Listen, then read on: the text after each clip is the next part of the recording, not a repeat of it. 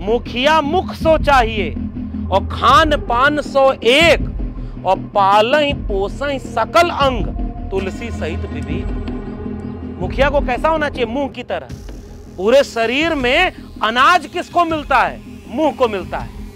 लेकिन पैर को भी अगर ऊर्जा चाहिए, अनाज की ताकत चाहिए, तो मुख की जिम्मेदारी है कि पैर को भी उतना अनाज दे। मुखिया और राजा ऐसा होना चाहिए कि जिसको जितना चाहिए उसको उतना दे। अगर ये लूट करके पूरा पैसा अपने उद्योगपति दोस्तों को दे और बाकी जनता गरीबी में मरे, तो बताओ ऐसे मुखिया को बदल देना चाहिए कि नहीं बदल देना चाहिए? अगर आपको इस देश के किसानों की चिंता नहीं है, आप लोग गांव के लोग हो, बताओ जब दिल्ली में किसान आंदोलन कर रहे थे तो उन पर गोली चलाई गई कि नहीं चलाई गई? 750 किसान शहीद हुए। बताइए उन किसानों की शहादत का बदला लेना पड़ेगा कि नहीं? जब किसान परेशान, नौजवान परेशान, महंगाई से हर एक व्यक्ति परेशान, घर में कमाई कम हो गई, खेत में सिंचाई कम हो गई, बेटा बेटी की पढ़ाई महंगी हो गई और आपकी दवाई खत्म हो गई, तो बताओ आप ऐसी सरकार को बदल दोगे कि नहीं बदलोगे? डॉक्टर राम मनोहर लोहिया समाजवाद के बड़े नेता हुआ करते थे। वो क्या कहते थे कि अगर रोटी को पलटा न जाए तो रोटी जल जाती है। तो चुनाव में रोटी पलटने के लिए हर 5 साल पे मौका मिलता है। अगर उस 5 साल के मौके को चूक गए तो बताओ ये हमारे बच्चों के भविष्य की रोटी जल जाएगी कि नहीं जलेगी? हमारे बच्चे हमसे पूछेंगे कि नहीं पूछेंगे कि जब रोटी पलटने का वक्त था तो चाचा आप किस नाम पे वोट दिए? कहोगे कि धर्म के नाम पे वोट दिए, तो बच्चा क्या कहेगा कि हमारा भविष्य? अगर वो बच्चा आपसे 25 साल 20 साल बाद पूछेगा कि जब संविधान बदला जा रहा था, तो हमारा 20 साल बाद 25 साल बाद हमारा बेटा बेटी हमसे पूछेगा कि नहीं पूछेगा कि जब संविधान बदलने के नाम पर वोट मांगा जा रहा था तब तुम क्या कर रहे थे? 5 किलो अनाज पर वोट दे रहे थे। अगर वोट संविधान का सबसे बड़ा ताकत है, बताओ आपके घर पर सबसे पहले एक अगर कोई चीज है जो जाति धर्म नहीं देखती, जो मजहब नहीं देखती, गरीब अमीर नहीं देखती, तो वो वोट देने का अधिकार ही तो है ना। मशीन में एक बटन सब लोग दबाते हैं, किसी जाति का, किसी धर्म का, वही बटनियां सब दबाएंगे, वही बटनियां से राजा चुनेंगे। और बाबा साहब डॉक्टर भीमराव अंबेडकर ने कहा कि जब तक संविधान नहीं था राजा रानी के पेट से पैदा होता था, और देश में संविधान लागू है, अब राजा रानी के पेट से पैदा नहीं होता, जनता के वोट से पैदा होता है। इसलिए आप राजा चुनते हैं। कभी कभी जाति के नाम पर वोट पड़ा होगा, कभी धर्म के नाम पर वोट पड़ा होगा, कभी प्रत्याशी के नाम पर वोट पड़ा होगा, लेकिन इस बार संविधान के नाम पर वोट डालने का वक्त है। ये हम आपसे निवेदन कर रहे हैं। जाति धर्म का पीछे हो गया मामला। जो ताकतवर है उसका नंबर बाद में आएगा, गरीब पहले मारा जाएगा। इतना ना फर्क है भाई, मारा सब जाएगा, नंबर सबका आएगा। गोदौरा गांव के आप सभी सम्मानित बड़े बूढ़े बुजुर्ग, नौजवान साथियों, आप सब लोग को पता होगा कि हम लोग यहाँ किस मकसद से इकट्ठा हुए हैं, क्यों इकट्ठा हुए हैं। और मकसद केवल इतना है, तो आज यहाँ पर इकट्ठा होने का मतलब तो आप समझ रहे हैं। अभी हमारे भाई ने ये परिचय देते हुए कहा, सुमित पांडे जी, हम लोग शायद मिले हुए हैं पहले। हाँ, आप हदगाम में आए थे। हाँ, सुमित जी मिले हुए थे। तो इन्होंने भी यही बात कही कि भाई हम लोग तो पढ़ाने वाले प्रोफेसर हुआ करते थे। मैं आजमगढ़ का रहने वाला हूँ, दिल्ली यूनिवर्सिटी में पढ़ाता था, प्रोफेसर था 15 साल और अपना सामाजिक काम किया करते थे। लेकिन सच बोलने का एक पाठशाला सीख, गांव के खेत किसान के बच्चे, जो गलत है उसको गलत कह देना और जो सही है उसको सही कह देना, इतना ही गुनाह। और ऐसा सरकार, ऐसे लोग जो सच को सच सुन नहीं सकते, गलत को गलत सुन नहीं सकते, तो वो अलग अलग तरह से ऐसे लोगों को चुप कराना चाहते हैं जो उनके हिसाब से नहीं बोलता और सवाल पूछता है। तो हमने फिर ये तय किया कि अगर सच नहीं बोलेंगे तो होगा क्या? फिर नौकरी करके क्या फायदा? ईमानदारी से जीवन नहीं जी पाए। और अगर नौकरी चली गई तो सच बोलेंगे नहीं, और हम नहीं बोलेंगे तो बोलेगा कौन? इसीलिए एक शेर मुझे बहुत पसंद आता है कि जुल्म के साये में लब खोलेगा कौन, और हम भी चुप रहे तो फिर बोलेगा कौन। ये तो सबसे बड़ा सच है। अब मान लीजिए बगल के गांव में या बाजार, जो आपकी लोकल बाजार है, मान लीजिए किशनगंज, वहां बाजार में गांव का कोई आदमी गया नहीं कभी, और 2 आदमी का रोज सुबह शाम वहां जाने का काम है, और मान लीजिए किशनगंज बाजार में कोई ऐसी बात हो रही हो जो गांव वालों को पता ही न चले, तो एक दिन आएगा जब गांव वाले उन आदमियों से पूछेंगे कि तुम लोग रोज बाजार जाते थे, तुमने काहे नहीं बताया कि वहां क्या हो रहा था। जिम्मेदारी है ना। तो ये जिम्मेदारी हमारी है कि जो वहां संविधान को खतरा है दिल्ली में, गांव में तो पता नहीं चलेगा ना भाई।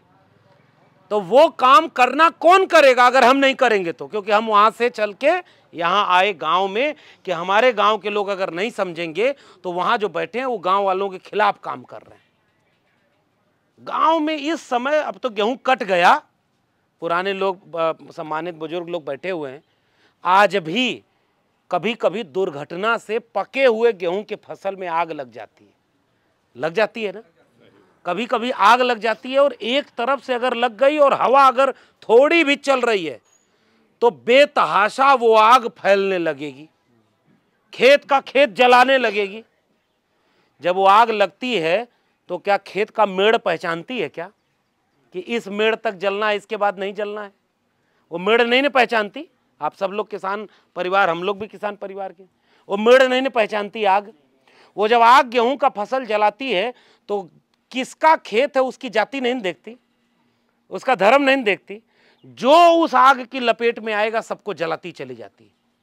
तो गांव वाले लोग क्या करते हैं, गांव वाले एक तरफ से इकट्ठा होकर दौड़ते हैं और जिस जगह आग लगी है उसके आगे वाली फसल को कुछ ऐसा इंतजाम कर दें कि वो आग आगे न बढ़ जाए। कभी कभी ट्रैक्टर दौड़ा देते हैं, कभी कभी फसल को वो कर देते हैं, पेड़ का डंडल तोड़ करके आग बुझाते हैं। जिसको जो समझ में आता है वो लेकर के आग बुझाने दौड़ता है। ये इंतजार नहीं करता कोई कि अभी तो आग पूरब में लगी है और हमारा खेत पश्चिम में है। वो पश्चिम के खेत वाला भी दौड़ के जाता है ना आग बुझाने। तो जब देश और समाज में आग लग जाए तो क्या इस बात का इंतजार किया जाता है क्या कि हमारा घर जले तब हम आग बुझाएंगे? हम पहले दौड़कर बुझाएंगे कि अगर पड़ोसी का घर जल रहा है और उसकी आग हम नहीं बुझाए तो हमारा घर जब जलेगा तो कोई बुझाने। तो जब खेत में फसल का दाम महंगा हो गया, खेत में सिंचाई महंगी हो गई, खेत में सिंचाई का कोई सुविधा नहीं, तो किसान नहीं लड़ेगा तो कौन लड़ेगा? और वही किसान एक एक रुपया बचा करके जब अपने नौजवान बच्चे को पढ़ाने के लिए भेजा और पता चला कि उनकी वैकेंसी नहीं आ रही है, वैकेंसी आ रही तो पेपर लीक हो जा रहा है। आपके भी गांव का एक आध दो बच्चा तो पढ़ने कहीं गया होगा ना, जिसके जेब में 2 रुपया बचता है वो सोचता है कि अपने बेटा बेटी को पढ़ाएं ताकि अगर वो बेटा बेटी पढ़ लेगा तो हमारी तरह खेत में किसानी नहीं करेगा, नौकरी करेगा। कौन चाहता है किसान के उसका बेटा बेटी नौकरी न करे, खेत में किसानी करे फरुआ कुदार लेकर? कोई नहीं चाहता। लेकिन जब आपको ये पता चले कि एक एक रुपया आपने बचाकर इलाहाबाद, लखनऊ, दिल्ली अपने बेटा बेटी को पढ़ने भेजा और जिसकी पूरे साल उसने तैयारी की, और जब पेपर देने आया तो पेपर लीक हो गया। पेपर लीक समझते हैं ना, पर्चा आउट हो गया पहले ही, तो घोटाला हो गया। जब पैसा दिए रहेगा पर्चा मिल गया तो जो मेहनत किया है उसका नौकरी लगेगा। इस सरकार में पिछले कुछ सालों में 10 पेपर लीक हुए। बताइए, नौकरी की चिंता खेत किसान की चिंता है कि नहीं? और अगर नौकरी नहीं मिलेगी तो हमारे आपके बच्चों का भविष्य बदलेगा कि? कभी नहीं बदलेगा। और तो और जिन लोगों ने कहा था कि 2 करोड़ रोजगार देंगे, जब उनकी सरकार बन गई तो अग्निवीर जैसी योजना ले आए। यहां जितने नौजवान खड़े होंगे उनको यह बात पता होगी। अग्निवीर का मतलब समझते हैं? सेना में पहले नौकरी पक्की लगती थी, पक्की नौकरी लगती थी। बाद में ये वाली सरकार जब आई, भाजपा की सरकार आई, मैं देश नहीं बिकने दूंगा कहा था ना मोदी जी ने, सौगंध मुझे इस मिट्टी की, मैं देश नहीं बिकने दूंगा। महंगाई बहुत हुई, महंगाई की मार अब की बार उनकी सरकार, बोला था ना। अग्निवीर की योजना ले आए हैं। पता नहीं गांव के लोगों आप सबको पता है कि नहीं, हम वो आपको बताने आए हैं। 4 साल की नौकरी, 18 साल की उम्र में अगर आपका नौजवान बेटा नौकरी पाएगा तो 4 साल में रिटायर हो जाएगा। बताइए, 22 साल में रिटायर होकर घर आ जाएगा। आपको नहीं लगेगा कि ये कौन नौकरी है भाई? न कोई पेंशन, न कोई सुविधा, न कोई पैसा। बताइए, ऐसी नौकरी आपको चाहिए? आप लोग अपने सोच के बताइए, मैं कोई भाषण नहीं दे रहा, आपका दर्द पूछ रहा हूं। बताइए, ऐसी नौकरी चाहिए? चाचा बताएं, 4 साल का नौकरी चाहिए? और ऐसी सरकार जो 4 साल का नौकरी दे, उस सरकार को आप समझेंगे कि वो आपके बच्चों का भविष्य बिगाड़ रही कि नहीं बिगाड़ रही? अपने 74 साल हो गई है उम्र, क्या बोले थे कि 60 साल उनको दिया, 60 महीने हमको प्रधानमंत्री बना दो, हम देश की गरीबी दूर कर देंगे। 60 महीने हो गया, फिर 60 महीने ले लिया। अब बताओ ना, आप बताओ, गरीबी दूर हुई? गरीब और गरीब, और अपने 10 साल सरकार हो गई ना। अब की 10 साल बाद अगर वोट मांगने आना था तो कर्म के नाम पे वोट मांगते ना, और धर्म के नाम पे वोट मांग रहे हैं। बताइए गलत बात है कि नहीं? धर्म तो दिल में होता है ना, तो धर्म के नाम पर राजनीति क्यों होनी चाहिए? तो 10 साल हो गया तो बताइए हिसाब लेंगे कि नहीं कि आपके बच्चों की नौकरी अगर अग्निवीर कर दी तो 22 साल में हमारे घर का बेटा बेटी रिटायर, 74 साल में फलाने कर रहे, एक मौका और दे दो। काहे रे भाई, आपको काहे नहीं रिटायर किया जाए? अब इतनी उम्र हो गई, आपने इतना देश की सेवा किया कि 80 करोड़ लोगों को गरीबी रेखा के नीचे इतना पहुंचा दिया कि अगले 5 साल तक 5 किलो अनाज देने की घोषणा करनी पड़ी कि नहीं? आपको पता है ना, 5 किलो अनाज। अगर कोई अमीर होता तो 5 किलो अनाज देने की जरूरत पड़ती? इसका मतलब 80 करोड़ लोग गरीब हैं ना भाई। तो कौन विकास किया आपने? आप बोले थे कि बहुत हुई महंगाई की मार, अब की बार हमारी सरकार तो महंगाई खत्म। पेट्रोल 35 रुपया लीटर मिलेगा, बताइए कितना रुपया मीटर मिल रहा है? 70 साल में इस देश में पेट्रोल 70 रुपया पहुंचा था, और 10 साल में 30 रुपया बढ़ाकर 100 रुपया पहुंचाने वाली सरकार कौन है? भाजपा की सरकार। बताइए गलत कर रहा हूं सही कर रहा हूं? महंगाई बढ़ी कि नहीं? चीनी का दाम बढ़ा, पेट्रोल का दाम बढ़ा, डीजल का दाम बढ़ा, राशन का दाम बढ़ा, सरसों के तेल का दाम बढ़ा, घटा क्या? आपकी आमदनी। बताइए गलत कर रहा हूं सही? आमदनी घटी और खर्चा? तो जब आमदनी घट गई तो ऐसी सरकार को हाथ जोड़ेंगे कि नहीं कि रे भाई अब बहुत हो गया? हाँ, गौ माता भी है। देखिए कितने समझदार लोग, मैं नया क्या बताऊं? अब है ना, गौ माता नहीं पिता समस्या है। अब देखिए वही कह रहे थे, कहा था उन्होंने उत्तर प्रदेश के 22 के चुनाव में, 22 के चुनाव में कहा हमका अगर वोट दे दी हो तो हम इन साड़न का इंतजाम कर दे। और आप भी वोट दे दिए, हम ही लोग दिए ना भाई। हम तो कहेंगे ना भाई सरकार बन गई तो वोटवा दिए ना। असाड़ नहीं, साड़ कहाँ गया चाचा बताओ ना, गलत नहीं, आप बताओ साड़ कहाँ है? गांव में है। तो साड़ अगर गांव में है तो नेता अगर गांव में आएगा तब क्या होगा? नहीं, जाने दीजिए, अब उस पर नहीं बोला जाए। माता हमारी है, किसी और की नहीं है। ये गांव के खेती किसानी करने वाले लोग गाय भैंस को बहुत पहले से पूजते हैं और पूजते हैं। हम आपसे क्या निवेदन करने आए? किसानों का जीवन जो बर्बाद किया उसको वोट देना चाहिए। हम तो यही कहने आए ना, अगर नौजवानों का जीवन जो बर्बाद किया उसको फिर से सरकार में आना चाहिए, नहीं आना चाहिए ना? यही हम आपकी बात कहने आए। और हम दिल्ली यूनिवर्सिटी के प्रोफेसर रहे, हम तो पढ़ाते थे, और हम जब पढ़ाते थे तो पता चला वहां सब आरएसएस का आदमी भर दिया, अपनी विचारधारा वाला। ये बताइए कि जो उनकी विचारधारा का नहीं है वो क्या प्रोफेसर नहीं बनेगा? वो अपना नौकरी नहीं पाइएगा? वो आरक्षण नहीं है उसको चाहिए, उसको समाज में हिस्सेदारी नहीं चाहिए, उसको सबका, राजा का मतलब होता है सबका। जिस तुलसीदास का इतना मानते हैं उनका एक चौपाई है कितनी अच्छी, उनको धर्म व भगवान से मतलब नहीं, उनको राजनीति से मतलब है। वरना उन्होंने लिखा कि मुखिया मुख सो चाहिए, पुराने लोग पढ़े लिखे हैं सब जानते होंगे, मुखिया मुख सो चाहिए और खान पान सो एक, और पालहि पोसहि सकल अंग तुलसी सहित विवेक। मुखिया को कैसा होना चाहिए? मुंह की तरह। पूरे शरीर में अनाज किसको मिलता है? मुंह को मिलता है। लेकिन पैर को भी अगर ऊर्जा चाहिए, अनाज की ताकत चाहिए, तो मुख की जिम्मेदारी है कि पैर को भी उतना अनाज दे। मुखिया और राजा ऐसा होना चाहिए कि जिसको जितना चाहिए उसको उतना दे। अगर ये लूट करके पूरा पैसा अपने उद्योगपति दोस्तों को दे और बाकी जनता गरीबी में मरे, तो बताओ ऐसे मुखिया को बदल देना चाहिए कि नहीं बदल देना चाहिए? यही ना हम आपसे पूछने आए हैं। अगर आपको गरीब की चिंता नहीं है तो इस देश का गरीब आपको वोट देगा क्या? अगर आपको इस देश के किसानों की चिंता नहीं है, आप लोग गांव के लोग हो, बताओ जब दिल्ली में किसान आंदोलन कर रहे थे तो उन पर गोली चलाई गई कि नहीं चलाई गई? 750 किसान शहीद हुए। बताइए उन किसानों के शहादत का बदला लेना पड़ेगा कि नहीं? जब किसान परेशान, नौजवान परेशान, महंगाई से हर एक व्यक्ति परेशान, घर में कमाई कम हो गई, खेत में सिंचाई कम हो गई, बेटा बेटी की पढ़ाई महंगी हो गई और आपकी दवाई खत्म हो गई, तो बताओ आप ऐसी सरकार को बदल दोगे कि नहीं बदलोगे? यही तो हम आपसे कहने आए हैं। और अगर सरकार नहीं बदले तो फिर आगे जो होगा उसका जिम्मेदार कौन होगा? हम ही ना होंगे। डॉक्टर राम मनोहर लोहिया समाजवाद के बड़े नेता हुआ करते थे। वो क्या कहते थे कि अगर रोटी को पलटा न जाए तो रोटी जल जाती है। तो चुनाव में रोटी पलटने के लिए हर 5 साल पे मौका मिलता है।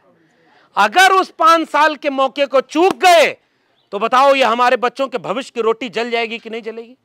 हमारे बच्चे हमसे पूछेंगे कि नहीं पूछेंगे कि जब रोटी पलटने का वक्त था तो चचा आप किस नाम पे वोट दिए? तो कहोगे कि धर्म के नाम पे वोट दिए। तो बच्चा क्या कहेगा कि हमारा भविष्य?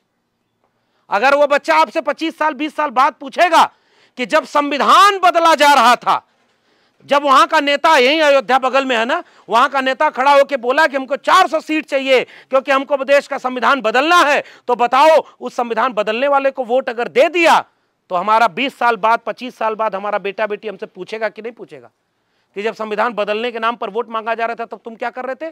5 किलो अनाज पर वोट दे रहे थे। ये तो सवाल पूछेगा ना भाई। अरे इस खेती किसानी में इतना इस देश का किसान पैदा कर लेता था कि 50 किलो अनाज बेच करके अपने बेटा बेटी को पढ़ाता था।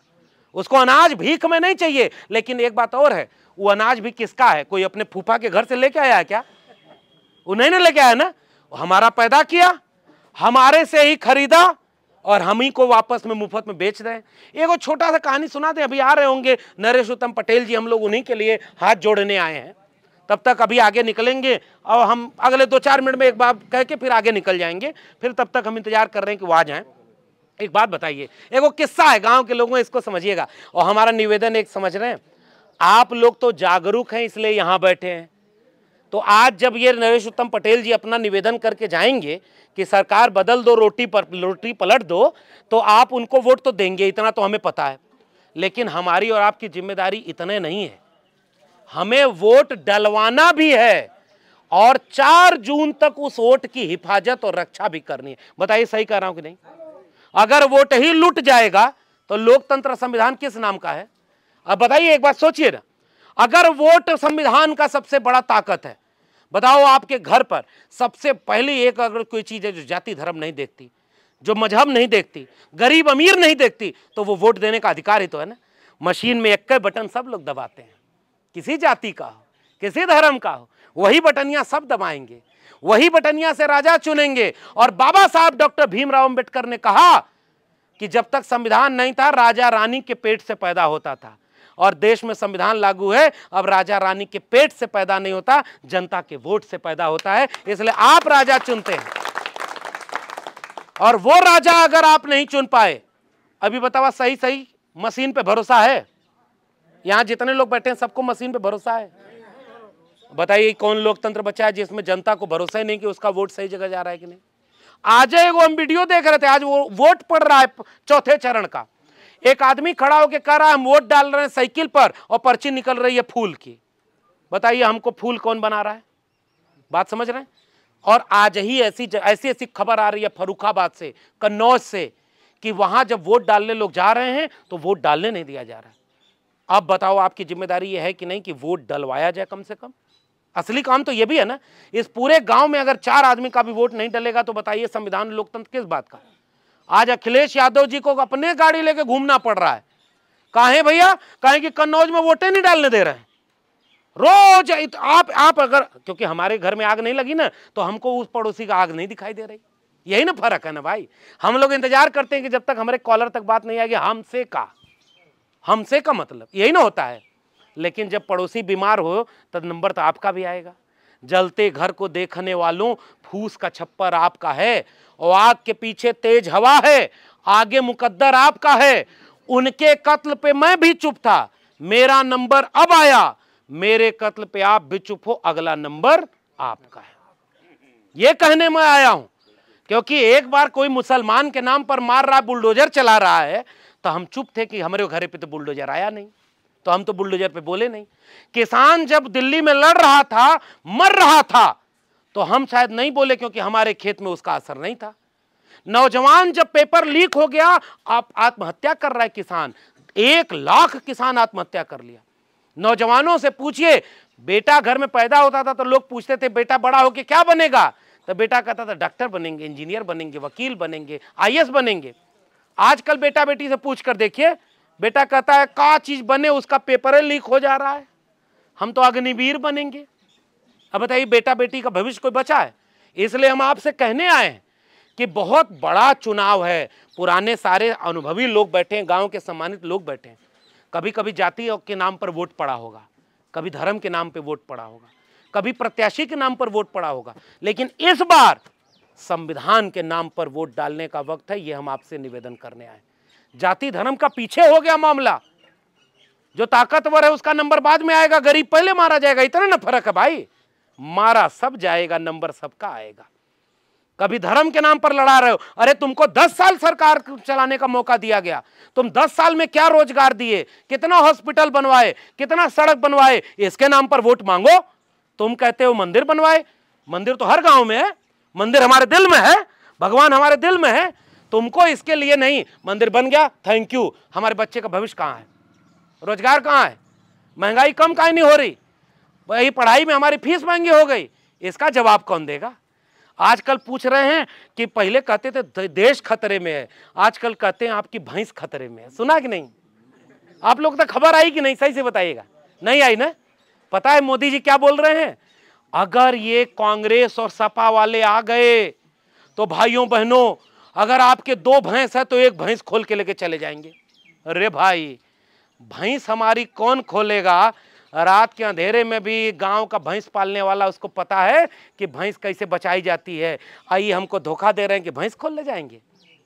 तुम हमारे बच्चों के शिक्षा की भैंस खोल ले गए, तुम हमारे बच्चों के रोजगार की भविष्य छीन ले गए, किसान के कमाई दवाई पढ़ाई सिंचाई के भविष्य खोल ले गए।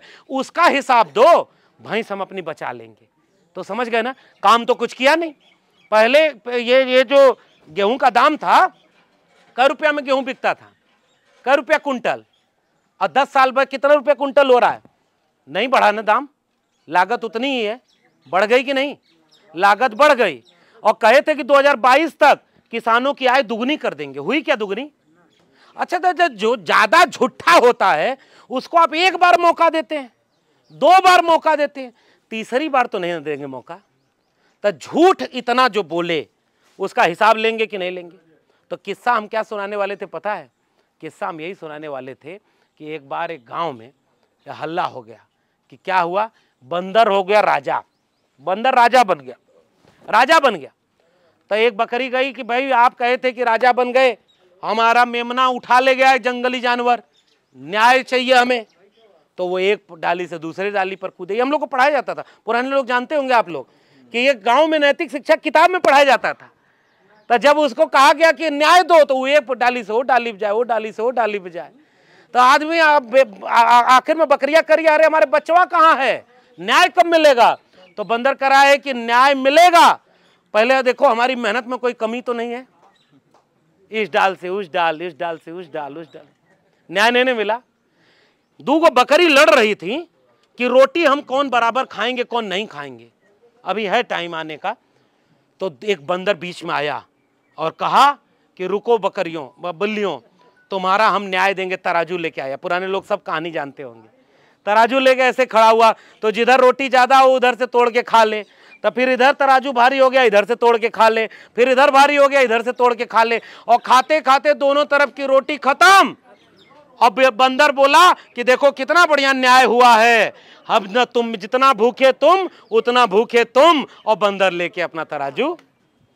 समझदार को इशारा काफी। इसलिए गांव के सम्मानित लोगों, इस बार का चुनाव इस लूट और झूठ की चुनाव की सरकार को बदलने का चुनाव है। बताइए बदलेंगे कि नहीं बदलेंगे? बदलेंगे कि नहीं बदलेंगे? इलेक्टोरल बॉन्ड के नाम पर चंदा लूट लिया और हमारे आपके बच्चों का भविष्य लूट लिया। संविधान हमको इजाजत देता है, जिस रंग का कपड़ा पहने हैं उसका हक है। जिसको तिलक लगाना है, जिसको चोटी रखनी है, जिसको धोती पहननी है, सब कुछ करिए, लेकिन संविधान अगर नहीं रहेगा तो इस तरह का कोई हक आपको नहीं मिलेगा। यही अपील करूंगा। और मुझे लग रहा है कि धीरे धीरे अब आपके प्रत्याशी, आपके जिले के नेता आदरणीय नरेश उत्तम पटेल जी आपके बीच में पहुंच रहे हैं। अब जैसे ही वो आएंगे, अभी टाइम लगेगा, अभी तो ये आगे के, और जैसे ही वो आएंगे हम अगले कार्यक्रम के लिए निकल जाएंगे। लेकिन हमारा अनुरोध मानेंगे कि नहीं? हमारा अनुरोध मानेंगे? इनको भारी बहुमत से जिताएंगे, साइकिल पर मुहर लगाएंगे और संविधान को बचाएंगे। इसी बात के साथ आप सबको बहुत बहुत धन्यवाद।